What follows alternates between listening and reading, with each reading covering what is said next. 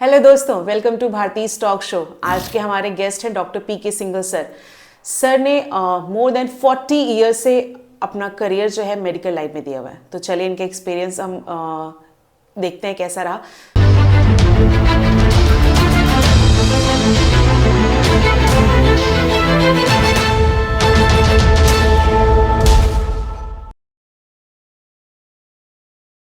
Welcome sir. Sir, कैसा रहा आपका एक्सपीरियंस? इतने साल से आप मेडिकल लाइन में हैं, आप हमारे ऑडियंस को शेयर करेंगे? हाँ, एक्सपीरियंस तो अच्छा रहा। देखिए, मैं तो 1976 में मैंने BRD medical college Gorakhpur join किया था। वहाँ से मैंने एमबीबीएस किया और वहाँ से ही मैंने एमडी की पीडियाट्रिक्स में 1984 में मैंने एमडी की। उसके बाद मैं यहाँ पे दिल्ली में आ गया था, all India institute of medical sciences में। मैं वहाँ पे पहले रिसर्च ऑफिसर रहा, सीनियर रेजिडेंट रहा और वहाँ पर मैं असिस्टेंट प्रोफेसर भी रहा। अच्छा। उसके बाद मैंने इंद्रप्रस्थ अपोलो हॉस्पिटल जो दिल्ली में है उसको ज्वाइन किया। ओके। और अभी मैं वहाँ पर ही ऐसे कंसल्टेंट काम कर रहा हूँ। अच्छा, तो आपने मतलब जब आप छोटे थे आपने पहले सोच लिया था कि आपको डॉक्टर बनना है, या फिर घर वालों ने इन्फ्लुएंस किया, या फिर किसी को देख के कैसे आपने ये करियर चूज किया? ऐसा था, हमारे यहाँ फैमिली में हमारे मामा जी, नाना जी सभी डॉक्टर थे। अच्छा। तो उस तरह से एक थोड़ा सा इंटरेस्ट था कि भी चलिए डॉक्टर लाइन थोड़ा सा सबको ही पसंद थी, मुझे भी थोड़ा ठीक लगती थी। तो इसलिए मैंने इसको ज्वाइन किया। तो पहला तो क्वेश्चन, हम बीइंग अ मदर और हम मतलब जितनी मदर्स हैं उनके मन में सबसे पहला क्वेश्चन आता है कि बच्चों के अंदर न्यूट्रिशंस कैसे जाएं? Nutritions, yes. देखिए, बच्चे के अंदर मैं शुरू से ही जो है सब मदर्स को, और हमारी ट्रेनिंग भी उसी तरह से हुई है। जी जी। देखिए, बच्चों को जो न्यूट्रिशंस आपको मिलेगा वो होम मेड फूड से मिलता है। जी। जितना भी जो घर में बनी हुई चीज़ें आप खिलाते हैं बच्चे को, अगर आप सपोज वेजिटेरियन है तो आप बच्चे को दाल की बनी हुई चीज़ें देंगे जो प्रोटीन भी हो, जिसमें विटामिन हो, मिनरल्स हो। हाँ जी। और उसमें क्या होता है, जैसे आप वेजिटेरियन फैमिली है हमारी ज़्यादातर, उसमें क्या मिलेगा आपको? दूध की चीज़ें, दूध या दूध की बनी हुई चीज़ें, दाल या दाल की बनी हुई चीज़ें। तीसरा चीज़ है महत्वपूर्ण, उसको हरी सब्जियाँ, और हरी सब्जियाँ भी सीजनल हरी सब्जियाँ। अच्छा। ठीक है। और इसी तरह से फ्रूट्स, फल भी जो है सीजनल फ्रूट्स। जैसे आपने देखा होगा पहले घरों में लोग फ्रूट चाट बना के देते हैं। हाँ। तो WHO भी ये कहता है कि आप बच्चे को कम से कम 5 तरह के सीजनल फ्रूट डिफरेंट कलर के, डिफरेंट आप उसका चाहे उसकी एक ही टुकड़ा दें आप उसको, अच्छा, उसका फ्रूट चाट बना के दें किसी तरह से। तो उससे ये जो डाइट है, इस डाइट से आपको सारे विटामिन, मिनरल्स, प्रोटीन्स मिलते हैं। और जितने भी जो बाहर की चीज़ें हैं मैं हमेशा से मना करता हूँ। Toffee, chocolate, bhujia, namkeen, cold drink, ice cream, biscuit, double रोटी, पिज्ज़ा, बर्गर, ये सारी चीज़ें नुकसान करती हैं। लेकिन बच्चे मानते तो है नहीं, तो कुछ ऑप्शन हैं जो हम मतलब उसकी जगह पे कुछ ऐसा दे सकते हैं? देखो, आप उसको बच्चे को घर में बना के दीजिए। आप घर में आप पकौड़ी बना सकते हैं, मूंग की दाल की पकौड़ी बना सकते हैं आप, या बेसन की पकौड़ी बना सकते हैं। आप घर में चीला भी बना सकते हैं दाल का, आप घर में उपमा भी बना सकते हैं, इडली बना सकते हैं, बहुत सारी चीज़। आप घर में आप दाल के लड्डू भी बना सकते हैं। दाल के लड्डू घर में आप मठरी देखिए क्या होता है, जो घर में चीज़ें आप बनाते हैं उसमें प्योरिटी होती है। बाहर से कोई चीज़ ला रहे हैं तो आपको पता नहीं है कि उसमें क्या कैसा है, बिल्कुल वो न्यूट्रिशियस है या नहीं है। क्योंकि बच्चे की जो एज है ना, ग्रोइंग एज है। अगर उसको प्रोटीन नहीं मिलेगी, आपने उसको पिज्ज़ा खिला दिया तो क्या मिल रहा है? कुछ नहीं उसको। इन सब चीज़ों में प्रोटीन तो होती नहीं है। बिल्कुल। अगर आप उसको मैदे की बनी हुई चीज़ें खिलाएंगे बच्चे को तो प्रोटीन तो मिलेगी नहीं उसको, पेट तो भर जाएगा उसका, लेकिन न्यूट्रिशन नहीं मिला ना उसको। इसलिए न्यूट्रिशियस फूड हमेशा, ये WHO भी कहता है, होम मेड फूड बच्चे को देना चाहिए। होम मेड फूड जिसमें सफिशिएंट अमाउंट में प्रोटीन्स हो, विटामिन हो, मिनरल्स हो, कार्बोहाइड्रेट भी हो, फैट भी हो, लेकिन उसका एक अनुपात है। जी जी जी जी, ठीक है। अब आजकल के बच्चों में आपके पास आते भी होंगे पेरेंट्स, ओबेसिटी की प्रॉब्लम बहुत ज़्यादा हो गई है। बच्चों का वेट बहुत ज़्यादा बढ़ रहा है। आपको क्या लगता है, ये स्क्रीन टाइम बढ़ाने से है या फिर बाहर का अनहेल्दी खाना खिलाने से है? किस चीज़ से हो रहा है? देखिए, इसकी जो है ना, मैं 2-3 वजह आपको बताता हूँ। हाँ जी। नंबर 1 वजह तो इसका आपने सही कहा, खाने से भी है। क्योंकि जो आजकल बच्चे खाते हैं ना, वो कार्बोहाइड्रेट रिच फूड खा रहे हैं। मान लो बर्गर खा लिया उसने, अब बर्गर के अंदर भी आलू मिला हुआ है। हाँ। है? या और भी टॉफ़ी चाक ली, भुजिया खा ली उसने, कोल्ड ड्रिंक पी ली उसने, है, और फिर सपोज उसने ये आइसक्रीम वगैरह, ये सारी चीज़ें जो आप देखें, भुजिया, नमकीन, ये सब चीज़ें जो फास्ट फूड है, जी जी जी। ये अच्छा। और क्या होता है, आप बच्चा भी क्या होता है, आपने दिया वो खाता रहता है, वो दिन भर खाता है, 2 घंटे बाद भुजिया खा ली। ये जो आदत है ये भी नुकसान करती है। ओबेसिटी का एक बड़ा इंपॉर्टेंट कॉज ये है। तो बच्चे का जो डाइट का टाइम भी फिक्स्ड होना चाहिए, सारा दिन नहीं खाना है बच्चे को, फिक्स होना चाहिए। भाई सुबह उसने लंच ले लिया, फिर सुबह ब्रेकफास्ट ले लिया, लंच ले लिया, जैसे है, शाम को कुछ ले लिया। तो और जैसा मैं फिर कहूँगा कि जो भी चीज़ है वो होममेड हो, होममेड हो, उसमें न्यूट्रिशन जाना। अगर आपकी खाने में प्रोटीन ज़्यादा है तो आप ओबीज नहीं होंगे, नहीं होंगे। हाँ जी। ओबीज होता है जब आप ज़्यादा फैट लेते हैं, ज़्यादा कार्बोहाइड्रेट लेते हैं और प्रोटीन कम रहता है। अच्छा, दूसरी वजह है कि आजकल जो बच्चों की फिजिकल एक्टिविटी बहुत कम हो गई है। अब जैसे क्या, बच्चे पहले तो बच्चे बाहर खेलने आते थे, सारा दिन खेलते रहते थे। अब आजकल बच्चा बाहर खेलने नहीं जाता है, मोबाइल लेके सारा दिन घर के अंदर बैठा रहता है। तो इसलिए आपको ये देखना है कि एक तो बच्चा घर के अंदर मोबाइल ज़्यादा यूज़ ना करे। मोबाइल यूज़ तो करना ये एक बच्चों कॉज के है लिए बहुत ही, ये ओबेसिटी का it is one of the important reason. ठीक है, इसलिए आप अगर उसको होममेड फूड देंगे, न्यूट्रिशियस फूड देंगे, उसकी फिजिकल एक्टिविटी बढ़ाइए, आप उसको बाहर खेलने के लिए प्रोत्साहित कीजिए, कहीं भी जाए वो, कोई क्रिकेट खेलने चला जाए, कुछ भी, कोई भी गेम खेलने चला जाए, या दौड़े, कोई कोई भी कुछ भी करे, फिजिकल एक्टिविटी दो चीज़ें बहुत ज़रूरी हैं। ये सबसे बड़ा कारण है तो ओबेसिटी का, ये 2 चीज़ों का बच्चों में ना होना। ठीक है। अब मेंटल हेल्थ को इम्प्रूव करना बच्चों में आज की डेट में ये भी बहुत बड़ी प्रॉब्लम है। क्या आपके पास भी ऐसे केसेस आते हैं, मतलब बच्चे बहुत जल्दी डिप्रेस हो जा रहे हैं? छोटे छोटे बच्चों को मैं सुन रही हूँ, नहीं मैं तो अभी सैड हूँ, ये हूँ। मेंटल हेल्थ कैसे इम्प्रूव कर सकते हैं? क्या पेरेंट्स मतलब करें ऐसा? देखो, कुछ मेंटल हेल्थ जो है ना, वो अगर आपके घर का माहौल अच्छा है, जी। पॉजिटिव माहौल है घर में, मेंटल हेल्थ का एक बड़ा इम्पोर्टेंट कारण, 2 इम्पोर्टेंट कारण बच्चों के अंदर जो ये सारी प्रॉब्लम आती है। एक तो घर के अंदर, परिवार के अंदर अगर झगड़ा ज़्यादा होता है, किसी में भी हो रहा हो, हस्बैंड वाइफ हो या सास ससुर हो या कैसे भी, मतलब अगर घर में वो सुबह से शाम तक हर चीज़ों पे झगड़ा, तड़का, डिस्कशन, ऐसी चीज़ें हो रही है, तो उसका भी जो बच्चे पे ना विपरीत असर पड़ता है। दूसरा, जैसे मैंने बताया, मोबाइल, ये जो मोबाइल है ये भी एक बहुत बड़ा कारण है। क्यों कारण है? ऐसे मैंने बहुत से केसेस देखते हैं जो डिप्रेशन में क्यों चले जाते हैं या कभी एक्साइट हो जाते हैं। क्या आजकल बच्चा फेसबुक देख रहा है, फिर किसी को, बच्चे को फेसबुक में अगर किसी ने डिसलाइक कर दिया, हाँ, तो वो बड़ा डिप्रेस हो, किसी ने गलत कमेंट कर दिया, तो इवन वो अपने फादर से भी डिस्कस कर, देखो इसने मेरे को गलत कमेंट करा, वो परेशान हो गया। और कोई बहुत अच्छे कमेंट करा तो वो एलिवेट। आजकल बच्चे अगर पेरेंट्स भी कुछ बोल देते हैं तो वो भी नहीं ले पाते, टीचर्स कुछ बोलते हैं वो भी नहीं ले पाते। तो उसका जो रीजन है वो अपब्रिंगिंग जो है ना बच्चों की, वो थोड़ा गड़बड़ हो गया है। पहले क्या सुधार कर सकते हैं सर? देखिए, पहले क्या होता था, पहले एक तो बच्चे घर में 3 4 5 रहते थे। जी जी जी। तो उसमें क्या था कि फादर ने एक बच्चे को डांटा, दूसरे वो, तो ये अक्सर होता था कि आप बच्चों को गलत काम करते थे right from the age of 1 year. आप उसको डांट भी रहे हैं, बता भी रहे हैं, तो वो बच्चा सोचता था ये नॉर्मल चीज़ है, मेरी गलत चीज़ों को बता रहे हैं। अब क्या है कि आप डांटते नहीं है, अब आप 4 साल 5 साल तक तो आपने डांटा नहीं, 5 साल के बाद शुरू करोगे तो देन माइंडेड के यार ये तो गलत कर रहे हैं मेरे साथ।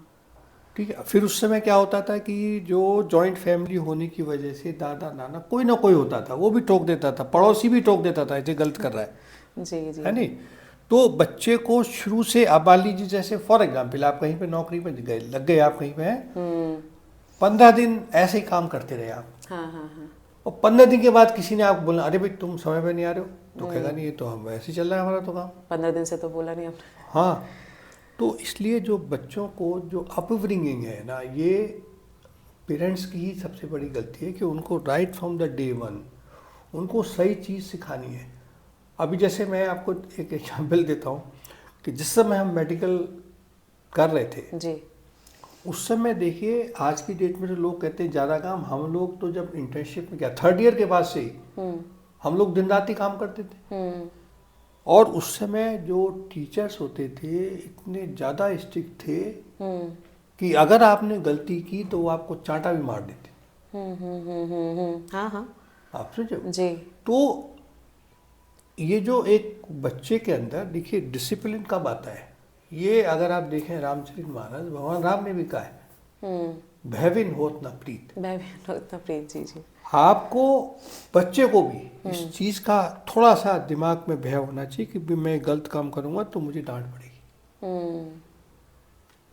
उस स्थिति में वो जान पाएगा कि क्या गलत काम है, क्या सही क्या काम है। सही काम है जी। मान लीजिए इस काम में उसको डांट पड़ी, वो समझ गया ये गलत काम गलत है। काम है। ये एक नेचर है, मतलब ये बच्चा ही नहीं, इवन आप एनिमल्स को भी देखेंगे। हाँ अगर आपने कोई पालतू कुत्ता पाला हुआ है ना, और गलत काम पे उसने डांट दिया 2-4 बार, तो वो काम करने में ना वो नहीं करता। नहीं करता। ऐसे ही तो मतलब जो डॉग्स वगैरह जो एनिमल्स करते हैं वो उनको ऐसे ही सेट करते हैं। ठीक है, डांटना मारना जरूरी है।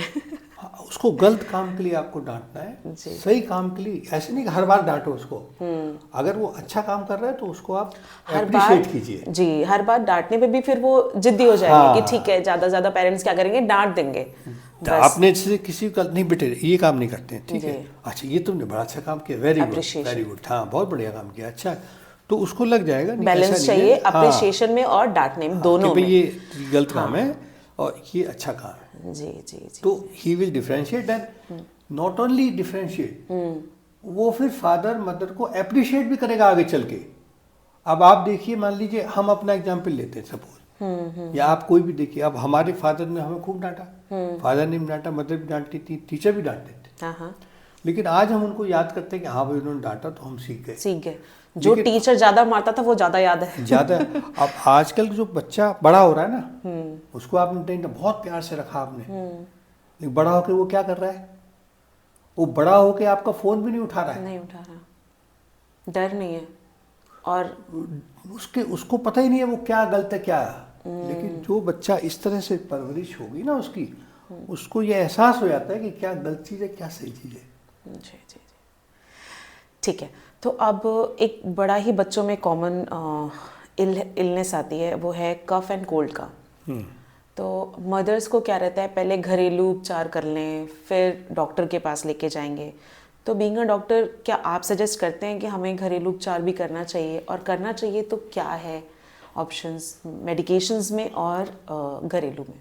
देखिए एक चीज़ मैं आपको बताता हूँ, अभी जो आजकल जितने कफ कोल्ड होते हैं ना, उसमें 90% से ज़्यादा या तो कोई वायरल होगा, या जस्ट सीजनल, मतलब आप बाहर गए, डस्ट की वजह से हो गया, कोहरे की वजह से हो गया, या ठंड की वजह से हुआ था। इसलिए अब मना करते हैं कि बच्चों को भाई आप ठंड में न बच्चा दौड़े ना भागे ना। अच्छा। तो अगर जो इस तरह के कफ होते हैं ना, उसमें आप देखिए सबसे बढ़िया जो इलाज है वो आप बच्चे को पानी की स्टीम दिलाइए। अच्छा। या तो आप स्टीमर ले लीजिए, अगर स्टीमर नहीं है आपके पास तो जो चाय बनाने वाली जो केटल आती है ना, उससे भी उसका ऊपर का ढक्कन खोल दीजिए, भाप दीजिए उसको। ये बिल्कुल ठीक है कि मेडिकेशन नहीं करना चाहिए, क्योंकि ज़्यादा नहीं, घरेलू सही है। देखो घरेलू मेडिकेशन तो ठीक, घरेलू जो जितनी भी है वो सब तो दवाइयाँ एक तरह से। अब आप लोग, आपने किसी ने उसको आपने अदरक खिला दिया, किसी ने तुलसी का दे दिया, किसी ने, तो अच्छी चीज़ें हैं सारी। अच्छा। ये आप सब करिए, लेकिन मेडिकेशन से मेरा मतलब जो एलोपैथिक मेडिकेशन है ना, लोग खांसी शुरू हुई, जुकाम शुरू हुआ और एक एंटीबायोटिक कहीं उन्होंने किसी पर्चे से पकड़ा, ये एंटीबायोटिक ले लो, वो उनके लिए भी नुकसानदायक है। और वैसे भी इस तरह की दवाओं को एलोपैथिक ज़्यादा अननेसेसरी खुद यूज़ करने से ड्रग रेजिस्टेंट भी हो जाता है, वो भी बड़ी प्रॉब्लम आजकल इसीलिए आ गई है। इसलिए लोगों को अपने आप जो एलोपैथिक ड्रग्स है ना उसको यूज़ नहीं करना चाहिए। नहीं करना चाहिए। ठीक है, बुखार तो ठीक है, बुखार आया तो आपने पैरासिटामोल लिया, ये तो बिल्कुल ठीक है। या आपको जुकाम हुआ तो कोई आपने एक एंटी एलर्जिक, ये तो सही है। लेकिन एंटीबायोटिक्स ये सब यूज, मैंने जैसे बताया कि 90% से ज़्यादा केसेस में अगर किसी को देखिए कफ कोल्ड हुआ, स्टीम आप दीजिए, गुनगुना पानी दीजिए। तीसरी चीज़, उसको फ्रिज की रखी हुई चीज़ें मत दीजिए, जो भी चीज़ दीजिए उसको फ्रेश चीज़ खिलाइए उसको। और घर के बाहर जैसे अभी ठंडक है, इसमें धूप में थोड़ा बिठा दीजिए, धूप निकलती है, लेकिन ये देख लीजिए, अगर बहुत ज़्यादा हवा चल रही है तो फिर थोड़ा सा वो भी नुकसान कर सकती है। घर के अंदर अगर आप ये सब प्रिकॉशंस लेंगे तो जो ये ठंड वाला जो सीजन होता है ना, एक तरह से हेल्दी सीजन होता है। इसमें बैक्टीरियल इन्फेक्शन बहुत कम होते हैं, गर्मी में तो ज़्यादा इसलिए इसमें एलोपैथिक एंटीबायोटिक का यूज़ बहुत ही प्रिकॉशन, बहुत ही केयर से, बिना किसी प्रॉपर जो एजुकेटेड, जो क्वालिफाइड डॉक्टर्स है उसके बिना नहीं लेना चाहिए। नहीं लेना चाहिए, अपने मन से ना शुरू हाँ, करें। जी। सर वैक्सीन की बात करेंगे, वैक्सीन को लेके पेरेंट्स में बहुत सारे मिथ्स भी हैं, और तो आप कुछ फैक्ट्स और मिथ्स के बारे में बताएंगे कि वैक्सीन कौन से नहीं लेना चाहिए। कुछ लोग को लगता है कि नहीं इतना नहीं लेना चाहिए, ये नहीं लेना चाहिए। देखिए, इसमें 2-3 चीज़ें हैं। जी, जैसे जैसे हमारी सभ्यता ग्रो आजकल कर सर रही है, एक कट करूंगी, पेनलेस वैक्सीन्स आ गई हैं जो नॉर्मल जो गवर्नमेंट हॉस्पिटल में मिलती है। लोग कहते हैं नहीं नहीं वो वाला ओरिजिनल है। तो इस पे बताइए कि एक्चुअली क्या देखिए है। मैं बताऊँ क्या होता है। देखिए, जैसे जैसे हमारी सभ्यता ग्रो कर रही है, ठीक है, अब सभ्यता सिविलाइजेशन बढ़ रहा है, बड़ी बड़ी कंपनियां आ रही हैं, सब हैं, हर बीमारी के लिए वो एक वैक्सीन निकाल दे रही हैं। और अब देखिए, मान लो कोई वैक्सीन किसी बीमारी के लिए आएगी तो कुछ डॉक्टर्स उस पर ट्रायल भी कर देते हैं, कुछ रिसर्च हो जाती है और वो कहते हैं हाँ भी ये तो ठीक है, लगनी चाहिए, इफेक्टिव है। तो अब देखिए, जो मेरा सोचना है कि अगर हम बच्चे को शुरू से अच्छा न्यूट्रिशन दें, सारी चीज़ें दें, उसकी अगर इम्यूनिटी हो तो बहुत सारी वैक्सीन्स का इतना ज़रूरत भी नहीं है। अब मान लीजिए कुछ वैक्सीन्स हैं आपको, जैसे चलो आपने डीपीटी लगवा लिया, ये तो अच्छी बात है नहीं। अब डीपीटी में आप पेनलेस लगवाइए, पेन वाले लगाइए, कोई ऐसा फ़र्क नहीं होता। पेन वाले में भी जो है 100 में से 1 या 2 बच्चे को थोड़ा हल्का फुल्का फीवर आता है, बाकी तो नहीं आता है। अच्छा। अब जो पेनलेस होती है उसमें कंपनी ने बना दी, उसका थोड़ा प्राइस बढ़ा दिया उसने, अब उसको थोड़ा एडवर्टाइज करेगी। प्राइस अब थोड़ा जो- नहीं सर, बहुत बड़ा। हाँ, मतलब प्राइस बढ़ा दिया उसको। अब आजकल बच्चा तो एक ही है, पेरेंट्स अपना कमा भी रहे हैं, वो कहते देखो दर्द नहीं होगा बिल्कुल है। अब पेरेंट्स सोचते हैं बच्चों को दर्द ही क्यों ना हो इस चक्कर में वो कहते हैं पेनलेस लगा लो। बिल्कुल बिल्कुल। तो बाकी तो आप चाहे उसको डिस्ट्रिक्ट हॉस्पिटल लगवाएं, चाहे कहीं भी लगवाएं, वैक्सीन वही होती है। अब ये जरूर है कि डिस्ट्रिक्ट हॉस्पिटल में उसको लाइन में लगना होता है, या थोड़ा होता है कि हाइजीन की प्रॉब्लम होता है, ये जरूर सब में नहीं है, कुछ हॉस्पिटल बहुत अच्छे भी हैं, कुछ में ये प्रॉब्लम हो सकती है। तो इसलिए लोग सोचते हैं कि हम प्राइवेट लगवा लें। और जहाँ तक ये बहुत सारी वैक्सीन आप देखो, इसमें प्रॉब्लम ये है कि ये एक बड़ा कंट्रोवर्शियल सब्जेक्ट है। अब आप देखिए, सारी वैक्सीन उन्होंने बना दी, आपका जो इंडियन एकेडमी ऑफ पीडियाट्रिक्स ने भी आपको रिकमेंड कर दिया, तो अब जो डॉक्टर है वो तो करेगा ही करेगा। बताएगा नहीं, उसका एक, अगर वो नहीं बताएगा तो कहेंगे अरे वो डॉक्टर तो करे, इनको तो कुछ आता ही नहीं है। हाँ सर, This is आजकल the पता है ये problem. वाली जो शीट है ना वैक्सीन वाली, कितनी लग गई, ये स्कूल में भी लगती है। वो तो उसकी अब देखो शीट क्या डिटेल होती है, इंडियन एकेडमी ऑफ पीडियाट्रिक्स ने रिकमेंड की तो स्कूल उसको जो कहते हैं लागू कर देता है। अगर मान लीजिए स्कूल लागू नहीं करेगा, आपकी तो यह स्कूल बड़ा घटिया है, देखो वो वाला स्कूल तो करता है। तो अब सबसे बड़ी प्रॉब्लम यह है, जैसे कि फॉर एग्जाम्पल मान लीजिए एक शर्ट जो है 2000 रुपये की भी आती है और एक शर्ट 600 रुपये की भी आती है, आप पहन लो, दोनों एक सी लगती हैं, लेकिन आदमी 2000 वाली लूँगा मैं, तो कंपटीशन रहता है पड़ोसी और उसमें, अच्छा उसने 2000 की पहनी, मैं भी 2000 की लूँगा।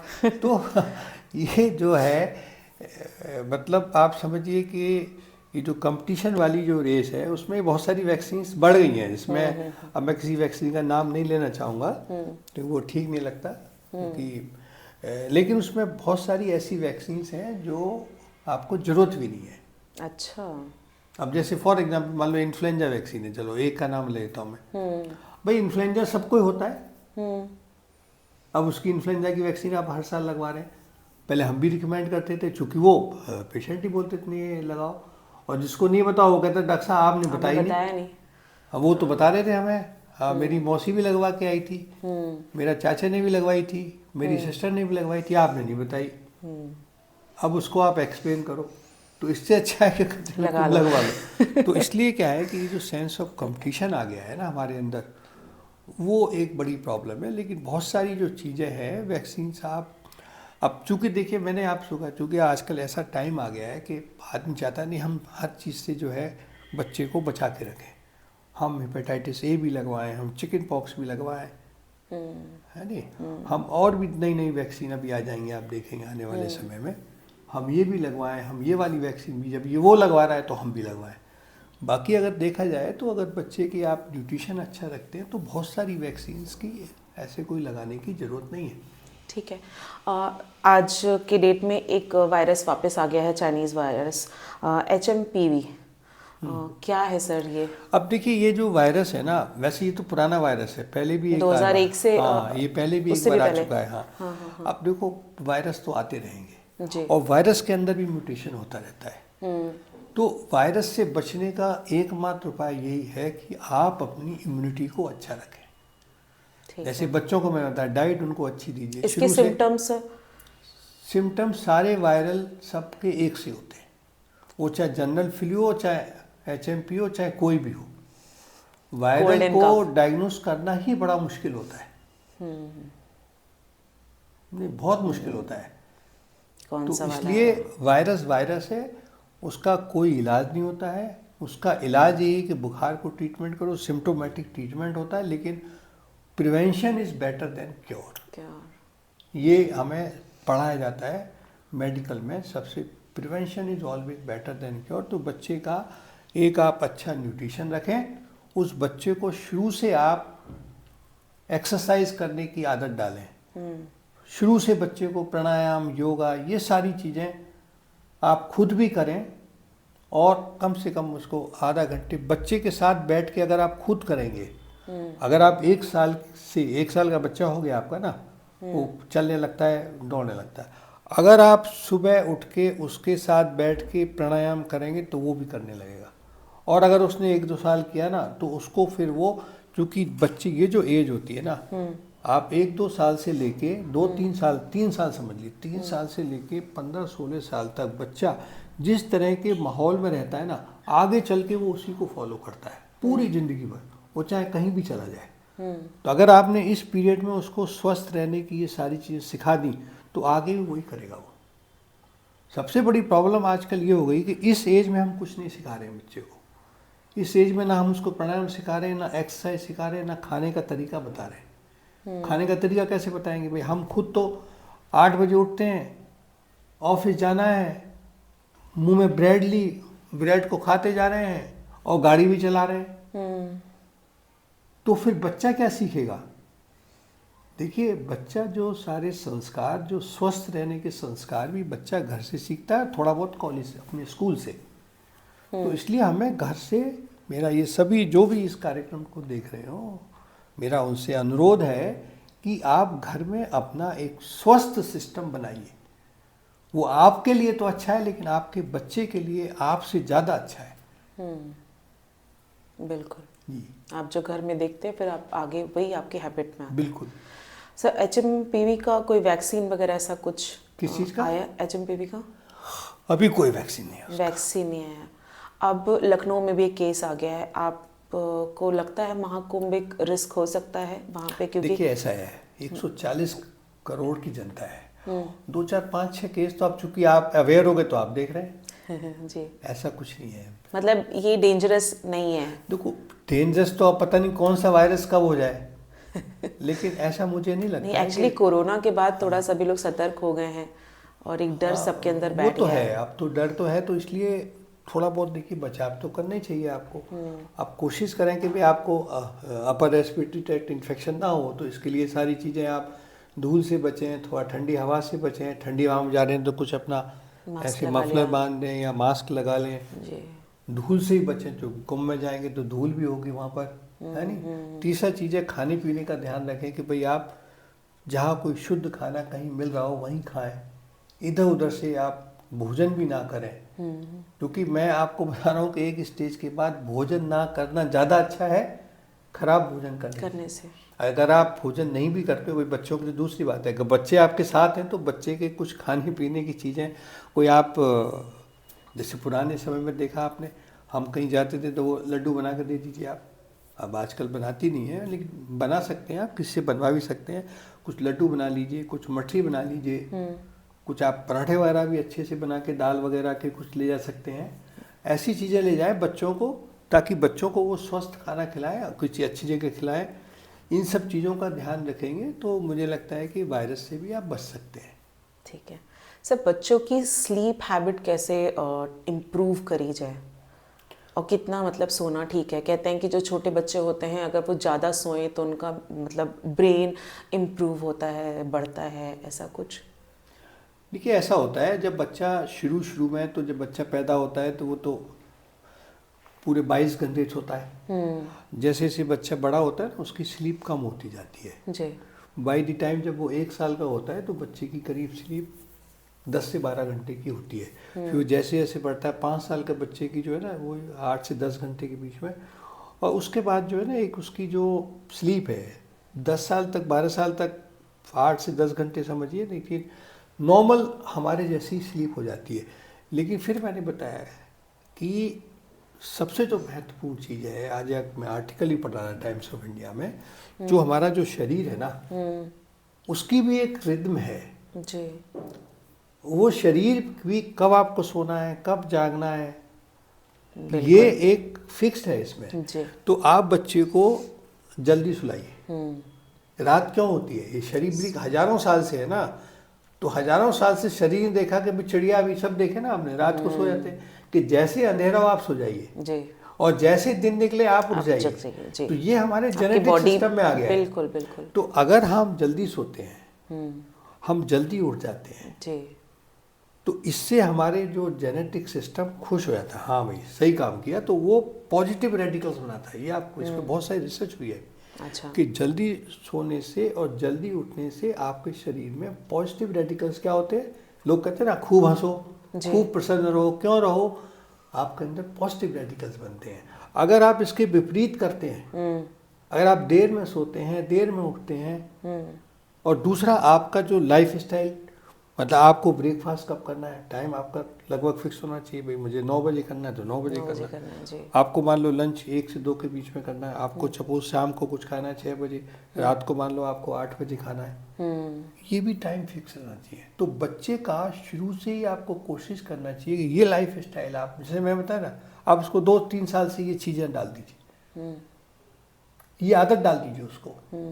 ठीक है sir, thank you so much हमारे शो पे आने के लिए। आई होप आपको अच्छा भी लगा होगा, और अपना इतना सारा एक्सपीरियंस, नॉलेज शेयर करने के लिए हमारे साथ, हमें तो बहुत अच्छा लगा। बहुत बहुत अच्छा, बहुत अच्छा है। हमारी सबको शुभकामनाएं। मदर्स इससे जितना फ़ायदा उठाएं, बहुत अच्छी चीज़ है। धन्यवाद। Thank you sir. धन्यवाद।